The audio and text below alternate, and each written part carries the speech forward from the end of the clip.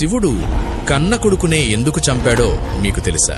ఒకరోజు శివుడు ధ్యానం చేస్తున్నప్పుడు పార్వతీదేవి అక్కడికి వచ్చి శివుడి 2 కళ్ళని మూసేస్తుంది. దాంతో లోకం మొత్తం చీకటైపోతుంది. వెంటనే శివుడు ప్రపంచాన్ని రక్షించడానికి తన 3వ కన్ను తెరుస్తాడు. ఆ 3వ కంటి నుండి వచ్చిన వేడి వల్ల పార్వతీదేవికి చెమటలు వస్తాయి.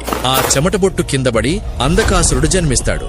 అప్పుడు రాక్షసుల రాజైన హిరణ్యాక్షుడు శివుడికి తపస్సు చేసి తనకి అంధకాసురుడు కావాలి అని అడుగుతాడు.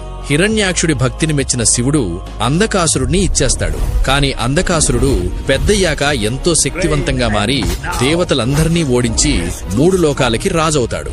ఒకరోజు అంధకాసురుడికి 3 లోకాల్లో అత్యంత అందమైన అమ్మాయిని పెళ్లి చేసుకున్నట్టు కల వస్తుంది. ఆ కలలో కనిపించిన అమ్మాయిని వెతుక్కుంటూ కైలాసానికి వస్తాడు. ఇంతలో అక్కడికి వచ్చిన పార్వతీదేవిని చూసి ఎంతో గర్వంతో, ముల్లోకాల్లో నీకంటే అందగత్తను చూడలేదు, రా నన్ను వివాహం చేసుకోమని బలవంత పెడతాడు.